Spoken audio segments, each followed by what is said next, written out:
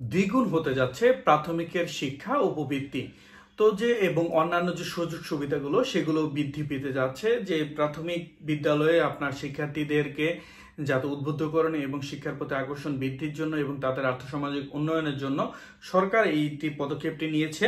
তো সেখানে দেখা যায় আপনার যে বর্তমানে উপবৃত্তি আপনার প্রাক প্রাথমিক পর্যায়ে 75 টাকা থেকে আপনার বৃদ্ধি করে 300 টাকা, এবং প্রথম থেকে পঞ্চম শ্রেণী পর্যন্ত 150 টাকা ছিল বর্তমানে, সেটা বৃদ্ধি করে 300 টাকা, এবং আপনার ষষ্ঠ থেকে অষ্টম শ্রেণী পর্যন্ত যে আছে সেখানে আপনার 200 টাকা থেকে বৃদ্ধি করে 300 টাকা।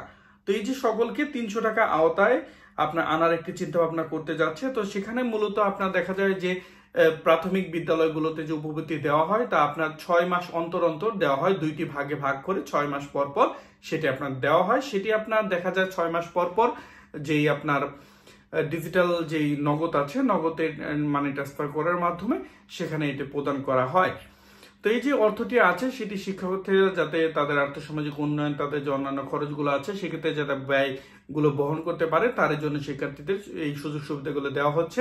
তো দ্বিগুণ করার যে উদ্যোগ নেওয়া হয়েছে এটি দারুণ একটি সিদ্ধান্ত হয়েছে। বর্তমানে এইটি খুবই, যেহেতু দ্রব্যমূল্যের দাম বেশি, তো শিক্ষার্থীদের যাতে খাতা কলম বইটা এগুলো কিনতে পারে এবং অন্যান্য সুযোগ সুবিধাগুলো তারা গ্রহণ করতে পারে, তো সেগুলো দেখা হবে। এবং এই যে প্রাথমিকের এই উপবৃত্তি ছাড়া আপনার অন্যান্য যে সুযোগ সুবিধাগুলো ছিল, যে খাবার বিতরণ ও অন্যান্য কার্যক্রমগুলো, সেগুলো প্রত্যেকটি আপনার জেলা উপজেলা পদে প্রত্যেকটি প্রাথমিক বিদ্যালয়ে যাতে আওতাভুক্ত করা যায় এবং সেখানে মানসম্মত প্রাথমিক বিদ্যালয়গুলোর মান উন্নয়ন করা, অবকাঠামোর উন্নয়ন করা, খেলার মাঠ এগুলো এবং পরিবেশগুলোকে সুন্দরভাবে করার চিন্তা ভাবনা করা হচ্ছে।